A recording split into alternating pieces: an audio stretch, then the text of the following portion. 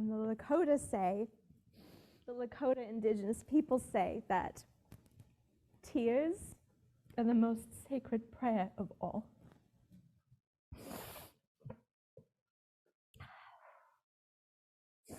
Dear beloved friends, old friends, new friends,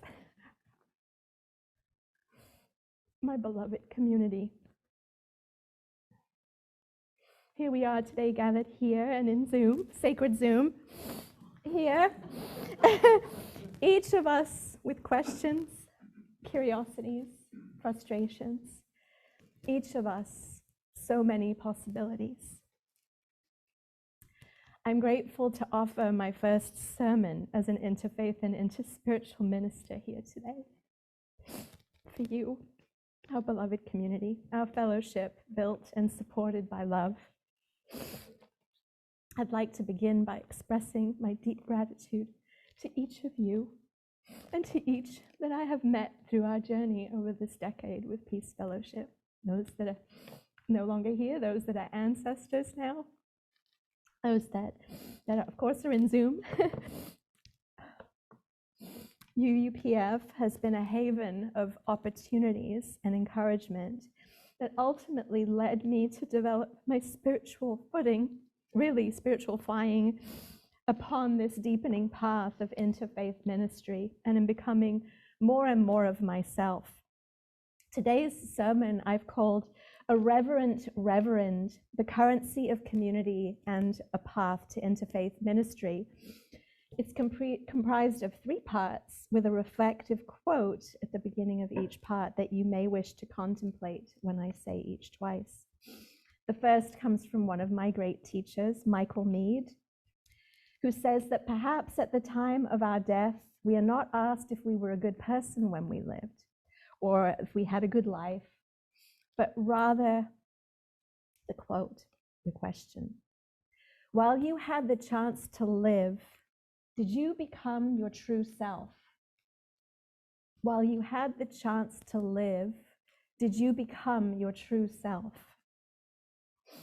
It is my deepest hope that as you hear my heart today and stories, you remember your stories and all the ways you are called to become more of yourselves.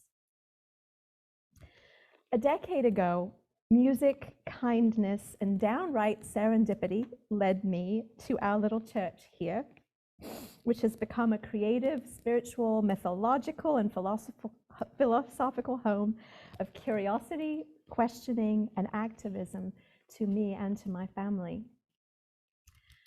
I was calling different concert venues, seeking a place here in Raleigh for singer-songwriter and now a dear sister friend, Cecilia St. King, to perform a concert for peace locally as she was touring from New York City to Florida. UU Peace Fellowship was the only facility who greeted us with a heartfelt yes, didn't have to have a board executive decision, and had no concern about monetizing a concert for peace. It immediately felt like such a warm and welcoming place. Welcome to the Unitarian Universalist Peace Fellowship. The first few times I said our name, I said it really wrong. The first time I had to say it publicly was I think that we had the lectern over there. I said it wrong. I welcomed everyone to the Universal Unitarian Peace Fellowship. Some of you might remember, and retired UU minister and beloved elder and friend, the Reverend Jaine Suzik, yelled out the correct way of saying it as only she could with cheeky, loving chutzpah and her Jewish overtone. The Unitarian Universalist Peace Fellowship. I'm like, oh God. Okay, Reverend Jaine, I got it. Oh, Reverend Jaine, may I follow in and honor your joyous, witty, and loving ministerial footsteps. I'm so grateful to say that the robe that I'm wearing today, Abe and Joan sent to me. This was Joan's robe. I was welcome here to our beloved community. Not only did I feel welcome, I felt needed. I was invited to jump right in, like Melanie, thank you for inviting everybody to, you jump right in and help out, clean tables, stack chairs, cut wood, come on, we need everybody. I was invited immediately to jump right in and serve on the Sunday Services Committee, working alongside Ken Dorsey, Abe and Joan Gelbine, Susan Holohan, Steve McDaniel, Carol Stevens, and Cindy Bizzle, and others. Planning, scheduling, and often service leading several years' worth of services, and on rare occasions, sermonizing myself through the loving encouragement of our service team. Now, I hadn't been to church in many years, so I just like, okay, we're gonna create services. All right, let's do this. You see, at UUPF, you are not only welcome, but you are also needed and necessary here to contribute your gifts, your energy, your time, your new ideas, the diversity of currencies that run between us. Bring them all. Alongside the weekly basket, which is now just kind of tucked away because we don't pass it anymore, we gather monetary donations in support of our fellowship.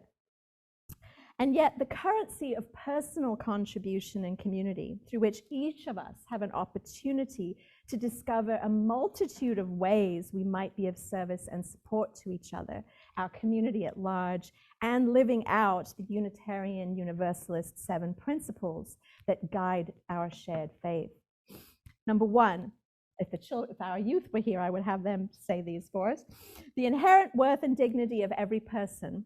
Number two, justice, equity, and compassion in human relations. Number three, acceptance of one another and encouragement of spiritual growth in our congregations. Number four, a free and responsible search for truth and meaning. Number five, a right of conscience and the use of the democratic process within our congregations and in the society at large. Number six, the goal of world community with peace, liberty, and justice for all. Number seven, respect for the interdependent web of all existence of which we are all a part. But wait, as if those 7 were not enough, now there's even more social activation, love, awareness, and inclusivity for us to rise upon. Did you know that the UUA has now officially upholding the 8th principle? This faith is so evolutionary, dynamic, beyond dogma. Literally, UU Karma eats dogma for breakfast. The UUA, the organizing body of our faith tradition, proposed a new principle addressing inclusivity, which was adopted in January of this year. The 8th principle, listen to this. We, the member congregations of the Unitarian Universalist Association, yes, I said it right, Reverend Joan, covenant to affirm and promote journeying towards spiritual wholeness by working to build a diverse, multicultural, beloved community for our actions that accountably dismantle racism and other oppressions in ourselves and in our institutions. UUPF. Here in this house of worship, many Beatles songs are hailed as hymns. UUPF, you had me at my very first service, our collective rousing of All You Need Is Love. All you need is love, la la la la la. All you need is love, la la la la la. All you need is love, love. Love is all you need. Woo! You never know when you're going to burst into a Beatles song here. This is the second Mead quote, but a different Mead this time. This is Margaret Mead, and some of you may know this quote. Never doubt that a small group of thoughtful, committed citizens can change the world. Indeed, it is the only thing that ever has. Never doubt that a small group of thoughtful, committed citizens can change the world. Indeed, it is the only thing that ever has. About 9 years ago, I started a company called Creative Girl, and it spun out from my daughter's longings to be part of the adult women's sacred kindness circles I was holding. Creative Girl held play shops for tween and teenage girls. At the heart of my work, and perhaps a ministry before naming it such, lay 3 things: kindness, creativity, and joy. Our fellowship encouraged me to use this beautiful sanctuary and the outdoor space to host programs nurturing girls' authenticity, joy, creativity, and self-kindness. Here, within these walls, many sacred talking circles were held. The significance of listening to and honoring our own unique voices and cultivating our personal creativity and individual expression despite a consumeristic world that strives equating art making with success and accolades only through making money. In this hallowed place, we laughed and listened to music as we upcycled and transformed plastic with paint supplies into unique butterflies, willow tree branches and remnant yarn into dream catchers, and rocks into kindness monsters. We spoke of kindness to ourselves, kindness to others, as we cut and tied blankets for homeless shelters. Here, actually outside, we're not in here, we weren't throwing paint in here, we played canvases like frame drums, banging and moving, literally throwing paint upon them, and sometimes each other in the July sunshine. And after the girls left, my daughters and I would go around seeking out paint splotches, attempting to remove all the signs of the naughty, the stray paint from bathroom and kitchen sinks and walls. And I think there may still be some somewhere, so you have to let me know, I'll get out my scrubby. We created a safe container here for girls to be themselves and express their authentic voices by telling their stories to each other in circle and during heart-making. ART, capital ART. Reverend Joan saw this as part of my ministry. She named it far earlier than I. In fact, when she told me I should become a minister, you should become a minister, I remember laughing. The idea seemed absurd to me, too ludicrous, so crazy that eventually I recognized my own denial and began the work of untangling my resistance to the idea. It took me 7 years. But I discovered my deep desire to serve the beautiful divinity of each of us, the creativity, the collaborative possibilities, the God and goddess-like humans we each have the potential to be. I recognized my deep yearning as a writer and a communicator and a lover of humanity and our earth to devote my life in service towards healing and restoration and reconnection with the earth, and to love herself. I could see that honoring my calling, even though it felt impossible, impractical, and at times almost foreign to me, the path of interfaith and interspiritual ministry means walking a path towards unity and peace. Third quote from another Mead, Michael Mead. Run towards the roar, the old people used to tell the young ones.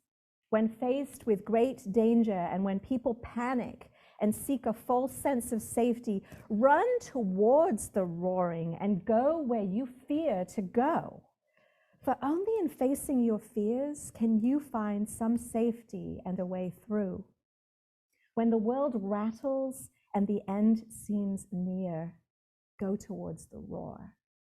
Run towards the roar, the old people used to tell the young ones. When faced with great danger and when people panic and seek a false sense of safety, run towards the roaring and go where you fear to go. For only in facing your fears can you find some safety and a way through. When the world rattles and the end seems near, go towards the roar.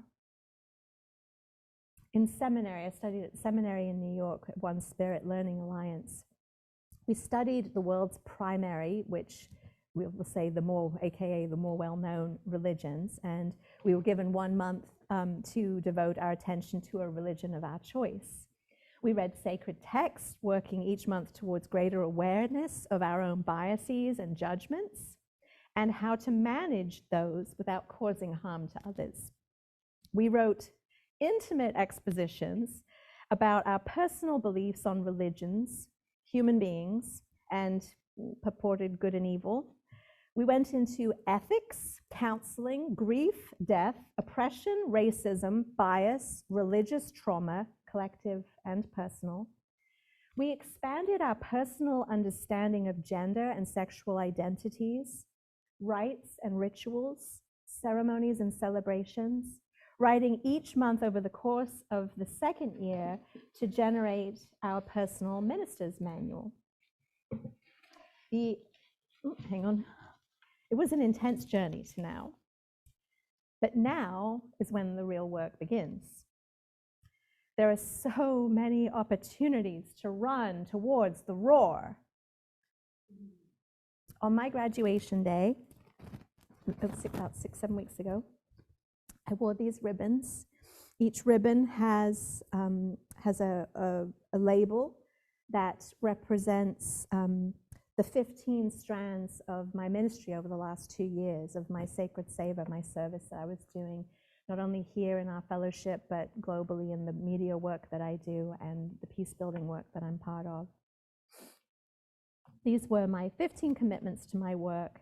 And this summer I am in contemplation of these 15 commitments to determine which I shall continue and which I might retire or which I may put on hold. One of the vows I made to myself through the ordination process was, I vow to care for myself, which has since evolved to become, I vow to honor, cherish, love, and care for myself.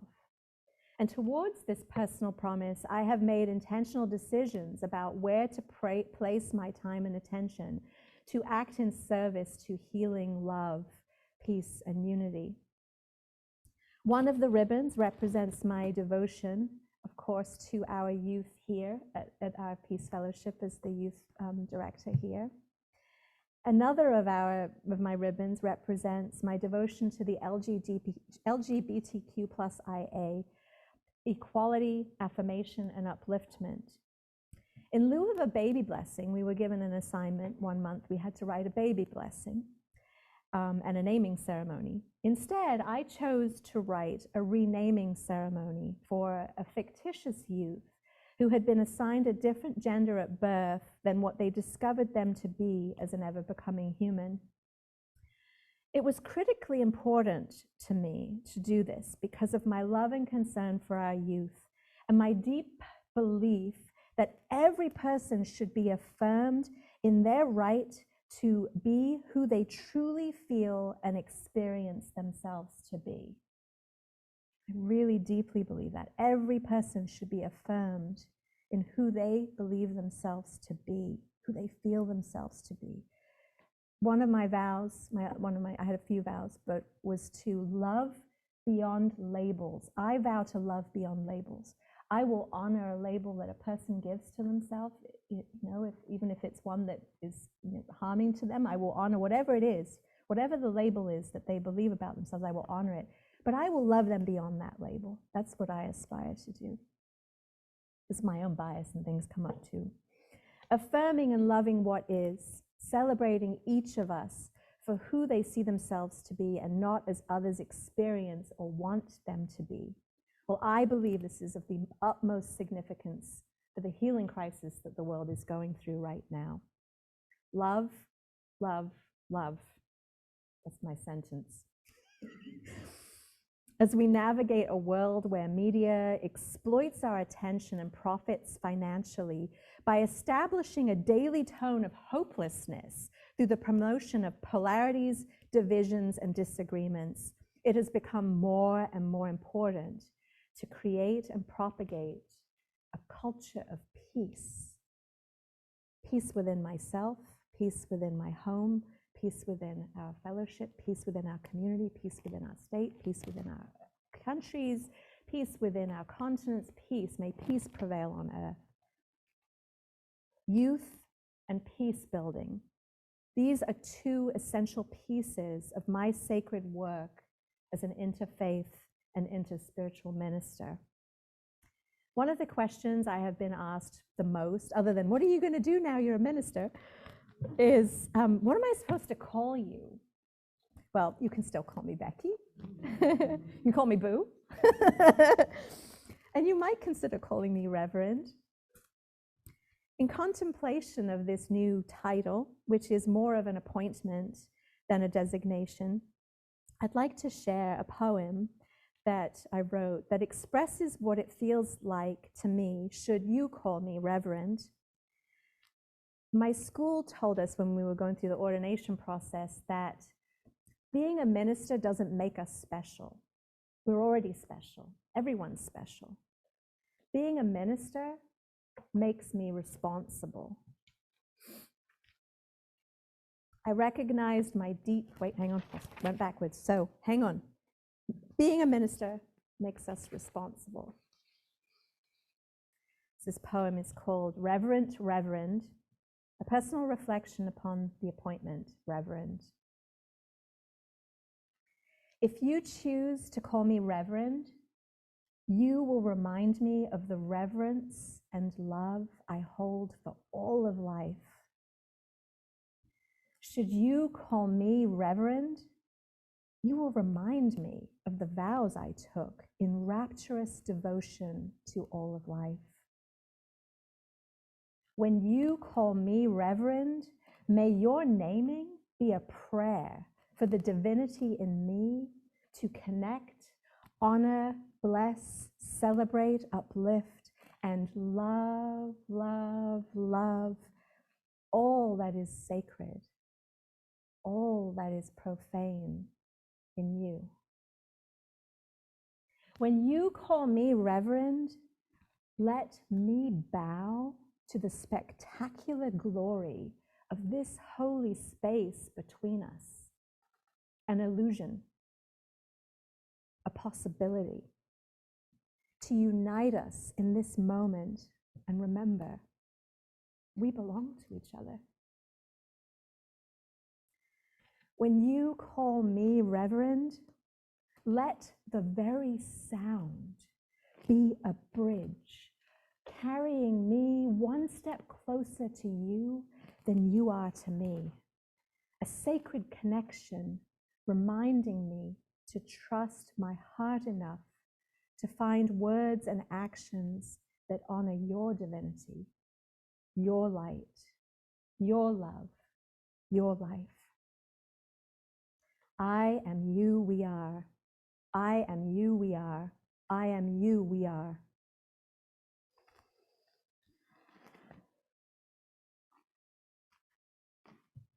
Thank you.